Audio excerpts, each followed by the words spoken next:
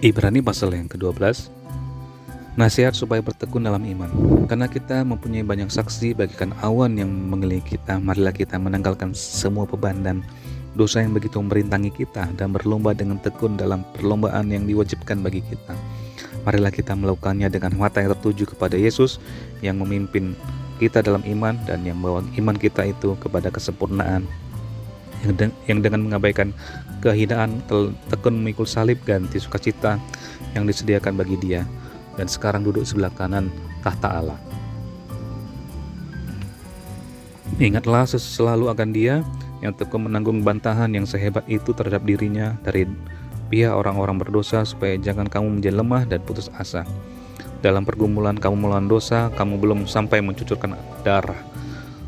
Dan sudah lupakah kamu saat nasihat yang berbicara kepada kamu seperti kepada anak-anak? Hai anakku, janganlah anggap enteng didikan Tuhan, dan janganlah putus asa apabila engkau diperingatkannya. Karena Tuhan menghajar orang yang dikasihinya, dan Ia menyesah orang yang diakuinya sebagai anak.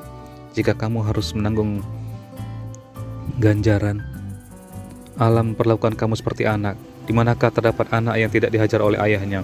Tetapi jikalau kamu bebas dari ganjaran yang harus diderita setiap orang, maka kamu bukanlah anak tetapi anak-anak gampang. Selanjutnya, dari ayah kita yang sebenarnya kita beroleh ganjaran, dan mereka kita hormati. Kalau demikian, bukankah kita harus lebih taat kepada Bapa segala roh, supaya kita boleh hidup? Sebab mereka mendidik kita dalam waktu yang pendek sesuai dengan apa yang mereka anggap baik, tetapi Dia menghajar kita untuk kebaikan kita, supaya kita beroleh bagian dalam kekudusannya. Memang tiap-tiap ganjaran pada waktu ia diberikan tidak mendatangkan sukacita, tetapi duka cita. Tetapi kemudian ia menghasilkan buah kebenaran yang memberikan damai kepada mereka yang dilatih olehnya.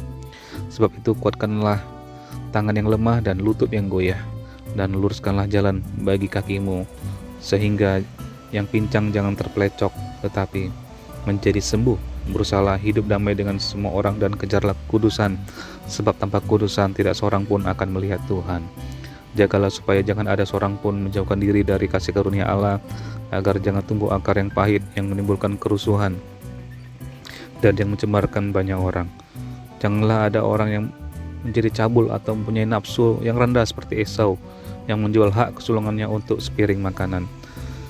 Sebab kamu tahu bahwa kemudian ketika ia hendak menerima berkat itu, ia ditolak, sebab ia tidak beroleh kesempatan untuk memperbaiki kesalahannya, sekalipun ia mencarinya dengan mencucurkan air mata. Ayat ke-18, tanggung jawab yang berat.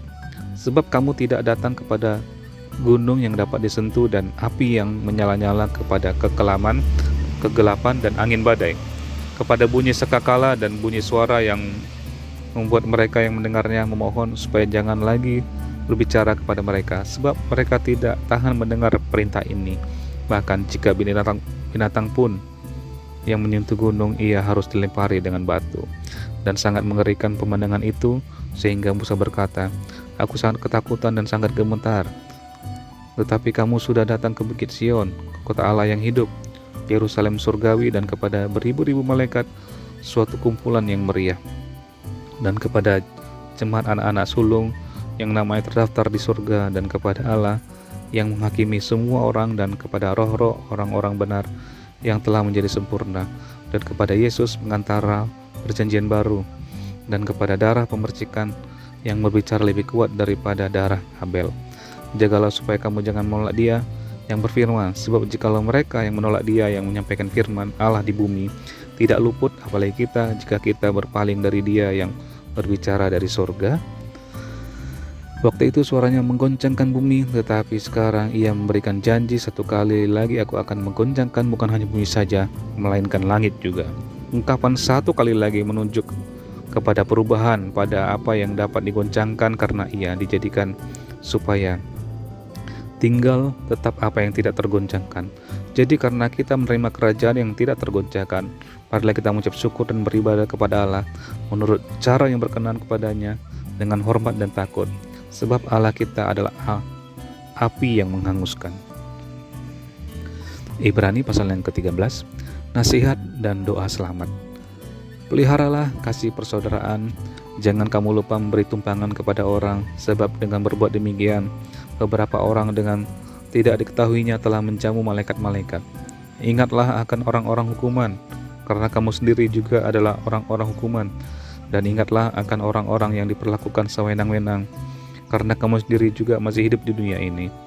Hendaklah kamu semua penuh hormat terhadap perkawinan, dan janganlah kamu mencemarkan tempat tidur, sebab orang-orang sundal pezina akan dihakimi Allah. Janganlah kamu menjadi hamba uang, dan cukupkanlah dirimu dengan apa yang ada padamu, karena Allah telah berfirman, Aku sekali-sekali tidak akan membiarkan engkau, dan Aku sekali-sekali tidak akan meninggalkan engkau. Sebab itu dengan yakin kita dapat berkata, Tuhan adalah penolongku, aku tidak akan takut. Apakah yang dapat dilakukan manusia terhadap aku? Ingatlah akan pemimpin-pemimpin kamu yang telah menyampaikan firman Allah kepadamu. Perhatikanlah air hidup mereka dan contohlah iman mereka. Yesus Kristus telah tetap sama, baik kemarin maupun hari ini dan sampai selama-lamanya. Janganlah kamu disesatkan oleh berbagai-bagai ajaran asing.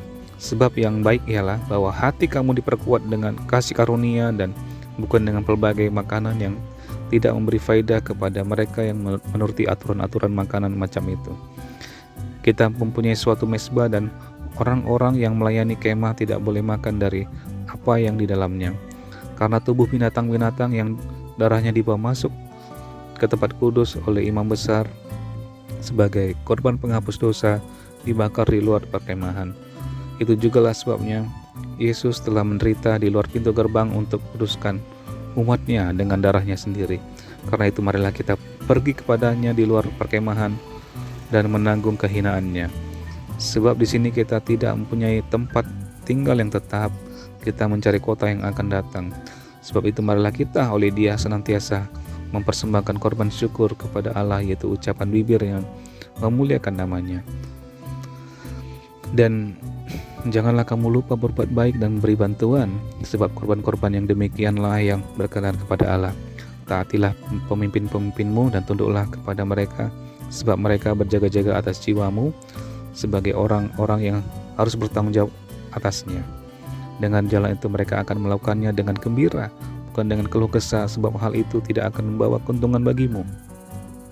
Berdoalah terus untuk kami, sebab kami yakin bahwa hati nurani kami adalah baik, karena di dalam segala hal kami menginginkan suatu hidup yang baik.